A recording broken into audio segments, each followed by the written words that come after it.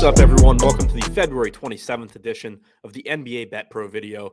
I'm your host, Adam Scherer. You can follow me on Twitter at ShipMyMoneyDFS. And as a reminder, be sure to subscribe to the OddsShopper YouTube channel and hit the thumbs up below this video. It helps us out a lot. We have 4 NBA games to look at tonight. We're going to talk about some of the best prop bets for different books from those games using the NBA Bet Pro tool as we usually do. As a reminder, if you have not already signed up, you can take advantage of this tool for 7 free days. Take advantage of this trial. This is a tool that should help you get better at NBA prop betting. It's powered by our NBA DFS projections team. The same team that builds our DFS projections uses those projections to find the best prop bets on different books. So check it out if you haven't already. 7-day free trial. Now starting at BetMGM, we have Marcus Smart at the top, under 3.5 rebounds at plus 120. We have Smart projected for 3.3 rebounds tonight against the Knicks. That gives you a 49% chance of winning this wager and an 8% expected return. The S-bet percentage, which is defined up here at the top, it's the percentage of your bankroll that we recommend wagering as a function of how often you expect to win that wager and also the expected ROI. We recommend wagering 5.1% of your bankroll on Marcus Smart, under 3.5 rebounds. The SEV is the percentage you can expect your bankroll to grow by if you wager the recommended amount. In this case, 0.28%. Now moving over to Caesars, Marcus Smart once again at the top, plus 114, so a worse price than we had at BetMGM. Next, we have Jimmy Butler, under 21.5 points at plus 106. He is highlighted in yellow. We have a color-coded injury system. The reason he's highlighted in yellow is that Tyler Hero is questionable for tonight's game. Now, Tyler Hero did go through shoot-around, so if you wanted to make this bet, I think you could, but there is still some risk there because you'll see we have Jimmy Butler projected for 19.8 points. If Tyler Hero doesn't play tonight, that point projection is certainly coming up, and this bet would not look nearly as good if it would look good at all. So certainly risky to go to Jimmy Butler. I'm going to skip it for now and go to Herb Jones, under 4.5 rebounds at minus 166 tonight against Orlando. We only have him projected for 3.5 rebounds, which gives us a 65% chance of winning this wager and a 4% expected return. We recommend wagering 5.1% of your bankroll, and you can expect it to grow by 0.14%. Now, before we move over to DraftKings and FanDuel, one more reminder to sign up and take advantage of the 7-day free trial. Whether you're experienced or not, this is a tool that should be able to help you at the very least in terms of efficiency, but also likely in terms of bankroll management and also just increasing your profits. So sign up, take advantage of the 7-day free trial. Now moving over to DraftKings, Marcus Smart, under 3.5 rebounds, once again at the top, plus 125. So that's the best price that we've seen. If you are someone that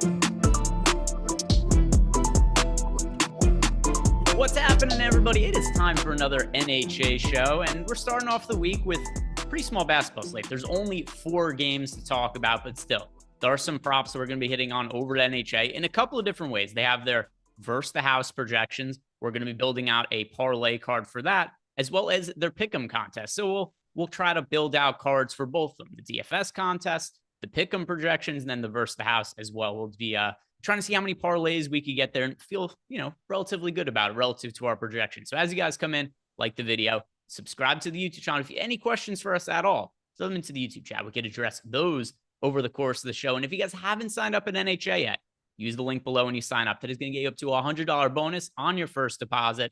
And these DFS contests over at No House Advantage, they're overlaying a ton. So you guys should be taking advantage of that if you have not already. But Neil, start of a new week. I've got a new chair, by the way. I don't expect anybody to notice, but I'm a lot more comfortable than normal. Neil, how was your weekend? Yeah, it was a good weekend. I watched a lot of XFL. Went to the Timberwolves game on Friday, which was kind of brutal because they lost to the Hornets of all teams.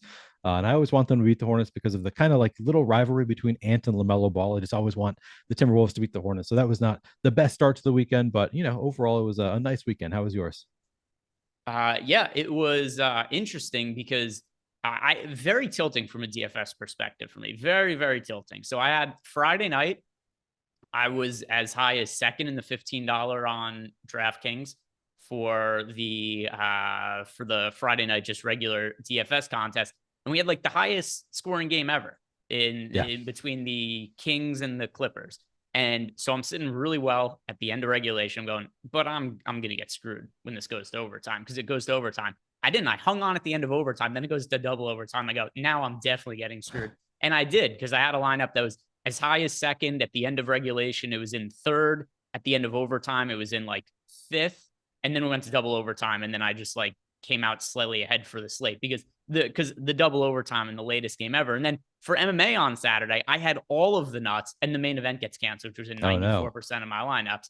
And so like I had really good DFS lineups with minimal to show for it, just based on things that were overtimes and somebody getting sick after lock in UFC. So that's the way it goes sometimes. But we've got NHA to try to get back on the right track here. And Mike, if you wouldn't mind, can you put the NHA pick'em projections on screen? And Neil and I are going to be going through some of our favorite ones. And, one thing that's funny is I think you and I were doing this together. Was it also last Monday where it was a bigger slate than this? And there just was not very, oh no, it was? It was last week when we were first coming back from the NBA All-Star break. Okay. And we just did not have very many props to look at that projected as high as they normally would for us for the pick'em projections. That's not the case today, because even though there's only 4 games, we're still looking at some super high projected odds here. The number one being Trey Murphy. We have the over-under for his points, rebounds, assists set at 22.5. We've got him projected for 14.2. So the under winning north of 90% of the time. So when we're building this out here, Mike, this is going to be our 10-point play. I think this is the one that we should have the highest confidence interval in. I don't even know why it is set this high. It's not like anything has changed recently with Trey Murphy. He's just, the team's healthier, has been playing a slightly lesser role, and just, he's got a massive total here. So I think we should be putting the under in here pretty confidently as the 10-point play. Do you have any pushback against that, Neil? And what else is something that stands out to you as a high confidence interval option? Yeah, so I'm definitely with you on that one. It looks like a prop line that was basically made for his season average, which, there was a good portion of the season that Trey Murphy III was starting for the Pelicans. Now they traded for Josh Richardson and he's taken a back seat. So I think it was just, and it was already a little bit high, if he did have his regular role as a starter, and now you add in he's a backup. So yeah, I'm with you on the Trey Murphy for sure. But I kind of think the same thing applies to Najee Marshall. I think we throw that one. That's probably the second highest, or another one of our top confidence picks. So, okay, it looks like it's third in our projections overall, but I think you can throw that one in there right away again, because Trey Murphy, Najee Marshall, they're kind of in the same situation where they had bigger roles for the Pelicans. Now all of the Pelicans are healthy other than Zion, and they traded for Josh Richardson, and it's just a packed house there, and these guys aren't playing the minutes that they were for most of the season. So I kind of think we just go to those 2 Pelicans unders right away. Yeah, and maybe put that one in the third spot, I'd say, the Najee Marshall. And the thing that's crazy too is it's not like this is recent. The last 3 games, Trey Murphy has played 20 minutes, 23 minutes, and 27 minutes. So he hasn't played the extended minutes in a little while here. And then as for Najee Marshall, same kind of deal. If you look at the recent minutes for Najee Marshall, 15, 19, 18 across the last 3 games. why are these props set so high? It doesn't really make a whole lot of sense to me. So let's hammer some of the unders here for the Pelicans. I think it's a pretty good way to open up our card. And then one thing too is actually, I'm going to copy and paste these and put these into chat. These projections are free to use, but what did I just copy and paste into chat? Oh, you know what that was? Did you send people porn, Greg? Come on. It was, no, you know what it was? It was the CSV for all of my DraftKings lineups from yesterday. I accidentally copied and pasted that for a second. And Nice. it was too many messages, so it didn't go through. It did end up crashing my browser, but it would have confused people a lot if that actually sent through, where it's just a list of a bunch of players there. And yeah, and I see, and by the way, in chat, we had somebody had mentioned right before it closed for me that Larry Nance is out. Yeah, but our projections still take Larry Nance out being into consideration. Another thing too, it's not like Nance was somebody who was playing a whole bunch of minutes. Nance played 5 minutes last game. He played 19 minutes the game before. The game before that, he was out. He played 0 minutes. So this is not that many minutes that we have to fill. And still, if you look at the guys' playing time over the last 3 games, and last game in particular, that was already with Larry Nance not playing. He got hurt 5 minutes into last game. So not really something I'm all that concerned about. What else is standing out to you, Neil, as I try to pull all my tabs back up? Yeah, well, we can move to some of the overs for the Celtics. We're looking really good. So we've got Jaylen Brown out tonight. So that means Derek White probably starting tonight, going to take on a bigger role. I think we've got him projected for like 34 minutes or something like that tonight. So we just have Derek White playing a much bigger role than he has been playing because Jaylen Brown is out.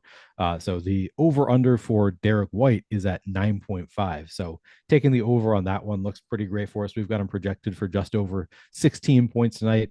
We've got the over hitting 84% of the time. So this is actually overall our second highest priority in terms of our odds of hitting is the Derek White over on points, just because he's taken on that starting role, and he's with Jaylen Brown out, he's going to have he'll be playing with the starters. So maybe the usage takes a little bit of a downgrade, but he is just going to be playing so many minutes. Yeah, we've got him projected for just over 34 minutes, and he is, last I checked, he is probable. Let me just double check.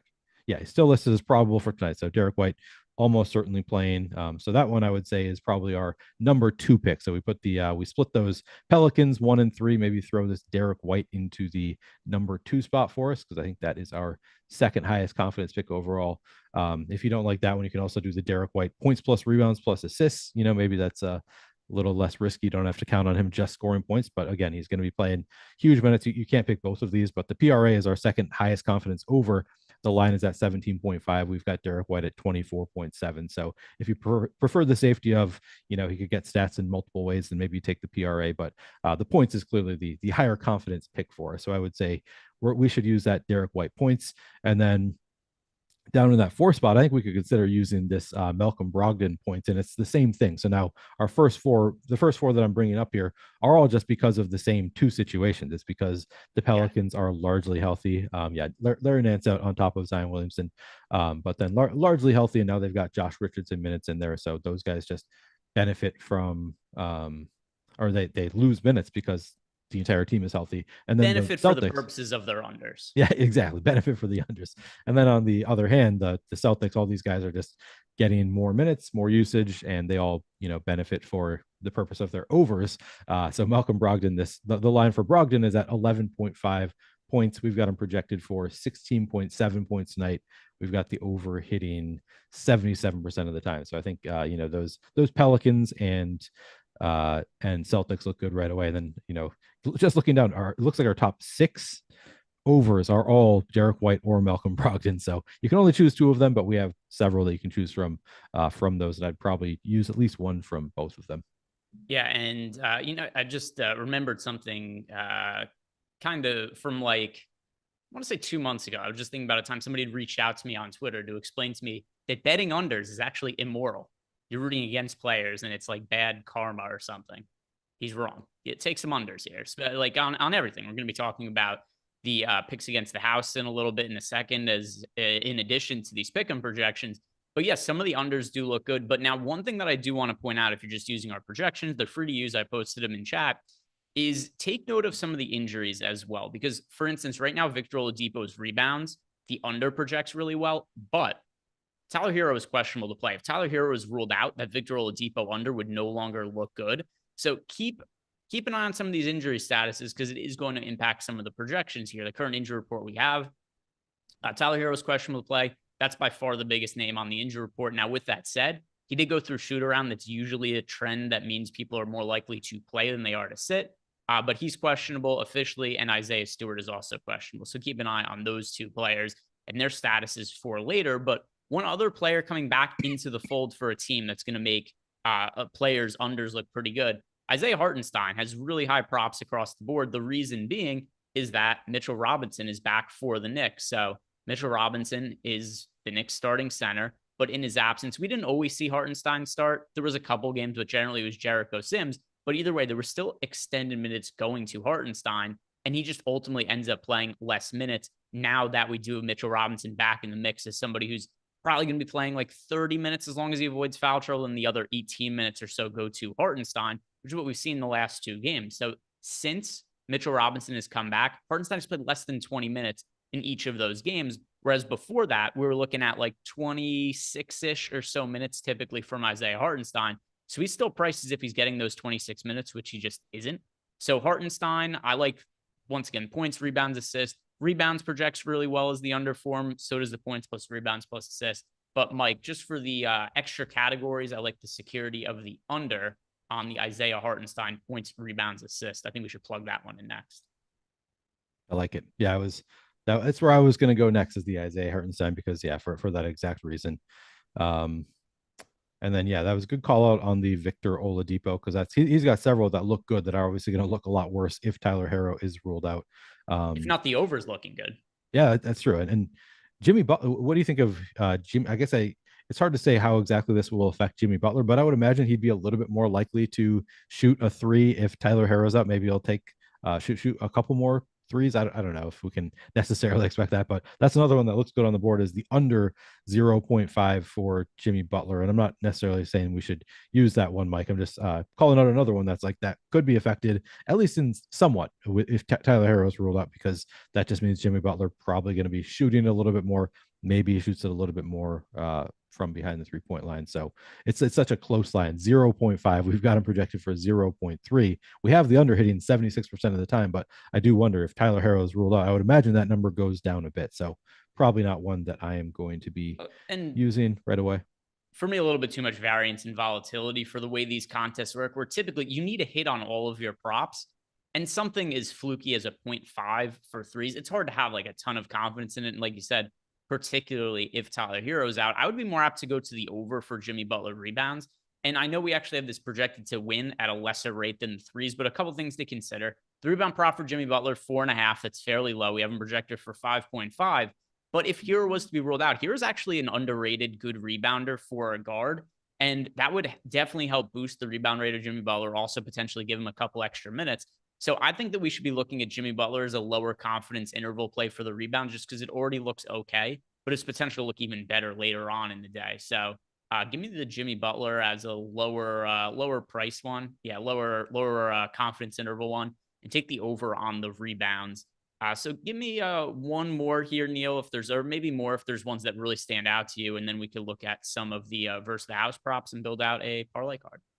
I mean, this LaMelo Ball 3-point prop LaMelo is just so interesting in general. Emac and I talked about him on Saturday. Emac was asking me, like, are you concerned that LaMelo Ball played 40 minutes last night? Now it's the second leg of the back-to-back. And I was like, kind of. Like they run him into the ground, LaMelo Ball. They've just been using him like they've got, as far as I know, nothing to play for. I guess I haven't looked at the standings recently. I don't think the Hornets have anything to play for. So I don't know why, but they, once again, on a back-to-back, Minnesota, and then they played Miami, played 40 minutes both games. So LaMelo Ball just playing insane minutes. We're only projecting him for a little bit under 37 minutes tonight, but like that's almost like it feels like almost a floor for LaMelo Ball in a great matchup with the Pistons. Where do the Pistons rank in terms of pace and defensive rating? By the way, the Charlotte Hornets have a record of 19-43. Yeah. So they are 25 and a half games out of first in the Eastern Conference with 20 games left to play. But more importantly, to make the final play-in spot, They are 10 games out of the last play-in spot with 20 games left to play. So if they were to win all 20 of their games, they still probably wouldn't make that final play-in spot. Right. So they And got they're not going nothing do to that. play for, but they still, for some reason, are just playing LaMelo huge minutes. And we, as I said, we're projecting for under 37 tonight, but he could very easily. I mean, he played 40 each of the past 2 games, but even projecting him for 37, we like the over on 3.5 3-pointers for LaMelo. We've got him projected for 4.6 tonight. That's going to look even better if he gets a few more minutes. So, it's not a really high confidence, but 67% likelihood of hitting the over. It's just a great matchup, and he should be playing big minutes. So kind of like that one. Yeah, and I do think we're probably a little light projecting his minutes because it's not just the last couple of games. Here are the last string of games for LaMelo: 40 minutes, 40 minutes, 39 minutes, 41 minutes. His threes made in those games, Neil, 5, 5, 5, 6. And if you look at LaMelo now for the season, he's making 3.9 threes per game.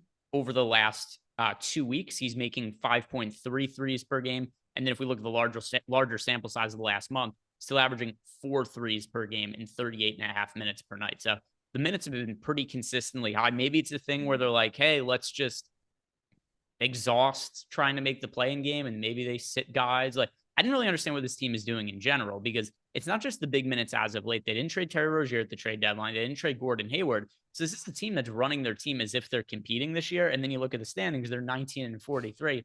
Just lose the games for another month and a half. Give yourself a chance at Wembayama, and then you could be like legitimately good going forward. Yeah, I don't really know what they're doing right now, but some props we could take advantage of in the interim, particularly that LaMelo Ball over 3-point prop. So Mike, just pull that one more time, our card up on the screen of the DFS lineup we built, and we'll just give people a quick overview of some of the props Neil and I highlighted, and then we'll build out a parlay card for the picks against the house. But we had a couple of Pelicans in here. Trey Murphy, under on him, under on Najee Marshall. Just in general, the Pelicans look like they're being overvalued. Derek White being undervalued with Jaylen Brown being out. And then once again, Malcolm Brogdon, same deal. He's being undervalued with Jaylen Brown being out. Isaiah Hartenstein overvalued with the return of Mitchell Robinson. And then LaMelo Ball, he's looking good just because he's playing an insane amount of minutes as of late. And then Jimmy Butler, just a little bit low of a rebound prop. And then one also that I think we have potential to see really project better should Tyler Hero end up getting ruled out. So that's what we're looking at right here. And by the way, some people in the chat right now, we appreciate you guys for showing up. If you haven't done yet, like the video, subscribe to the YouTube channel. And then also, if you're signing up at NHA for the first time, use our link below. There's been a bunch of overlay on their DFS contest, and you can get up to a $100 bonus on your first deposit when you sign up using that link. So let's try to build out a parlay card here, Mike. Let's show the people what we've got for the versus the house props, which also, if you guys see the link that I put into the YouTube chat with our projections, that includes the versus the house props. It also includes the pick'em projections and also the optimal lineup. So really easy to use. If you guys are seeing that there's some overlay on NHA and you only have a few minutes to enter your lineup before lock, just check out our optimal lineups page, export them to the CSV. You could upload them right into NHA.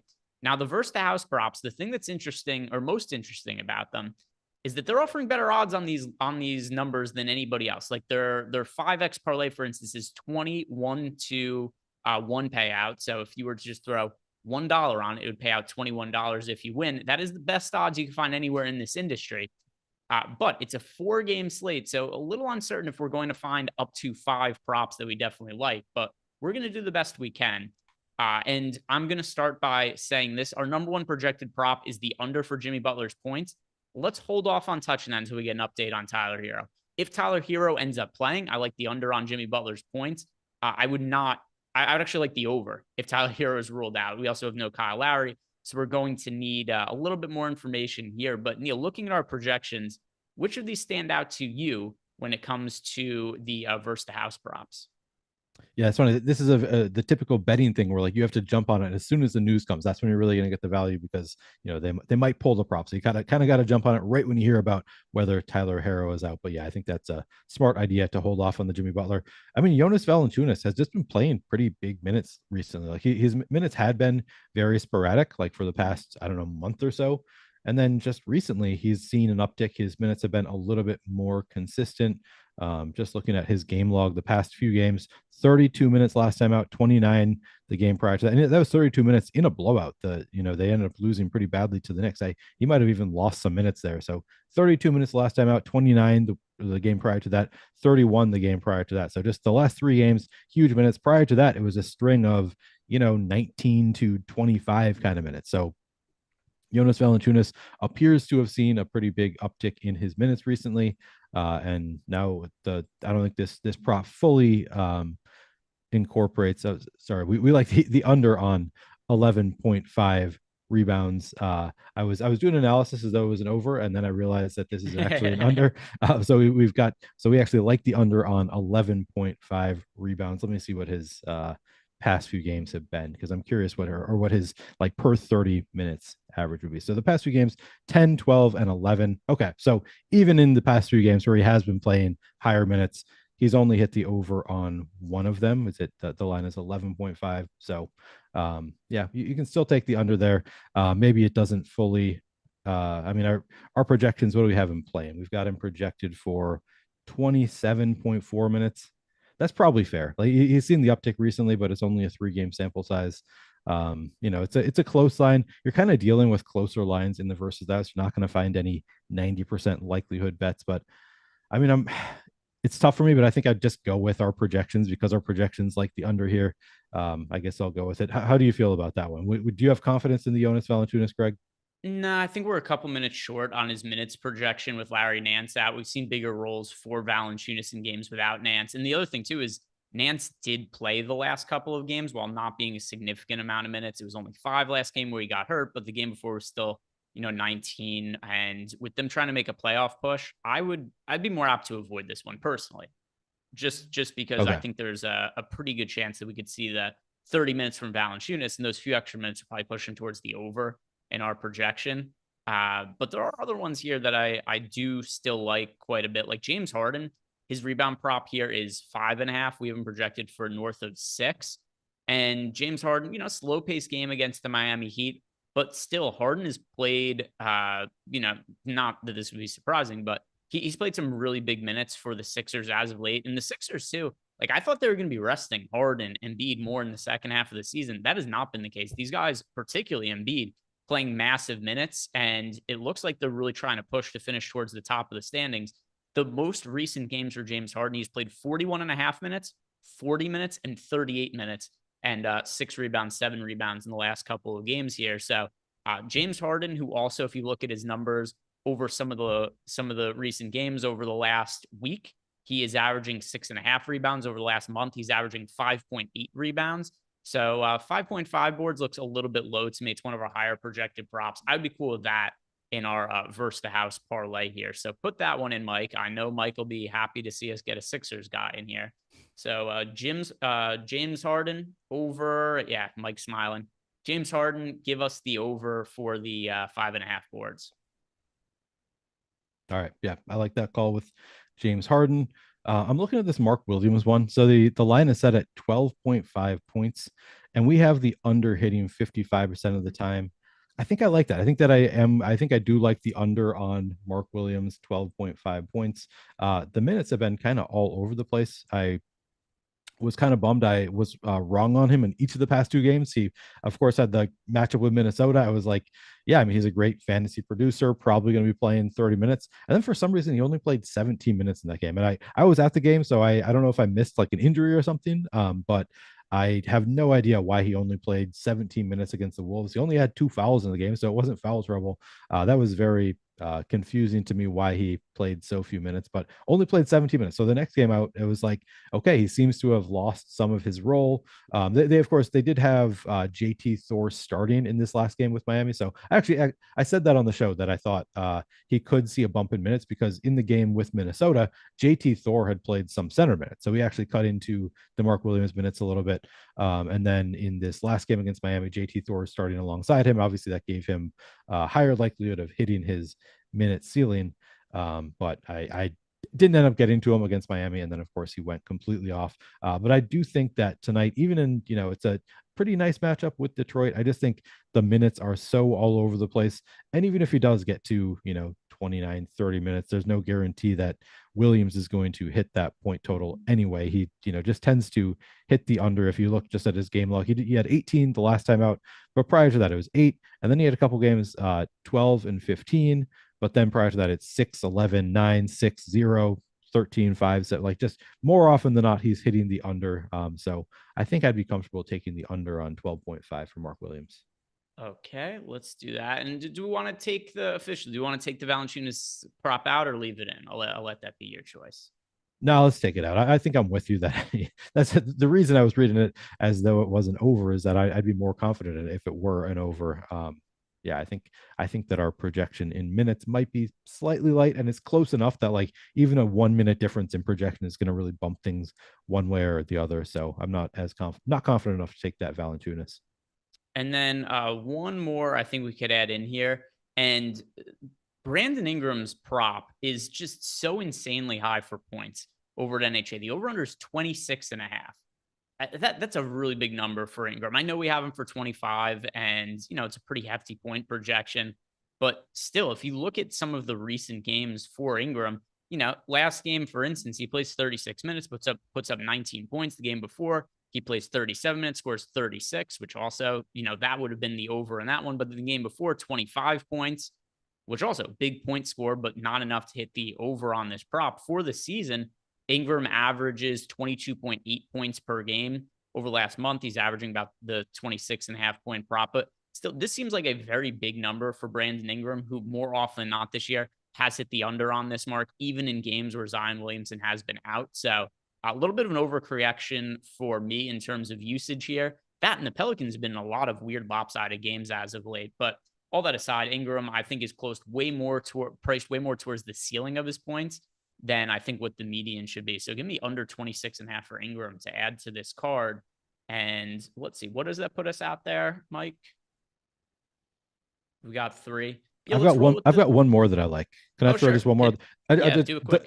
We talked about LaMelo Ball earlier, how we think that our minutes projection on him might be a little bit light. We've got him around 37. He's been playing around 40 minutes recently. We already like the over. 25.5 points is the line on LaMelo Ball. We've got him projected for 26.3. So if you do think that our minutes are light on LaMelo Ball, well, that's going to make it, currently it says 53% chance of winning, but that odds go up even higher if you are expecting him to get 2 or 3 more minutes. So I like the over on 25.5 points for LaMelo Ball. All right, so there we have an 11x parlay. You're not going to find 11x as the payout on a 4-leg parlay anywhere else. So go take advantage of this. If you guys haven't signed up in No House Advantage, sign up using the link we have below. Up to $100 bonus on your first deposit. Enjoy the basketball slate tonight. Neil and I are going to be doing another show in a little bit. And then tonight, NBA Deep Dive, NBA Live Before Lock. Check out all that content. Good luck, guys.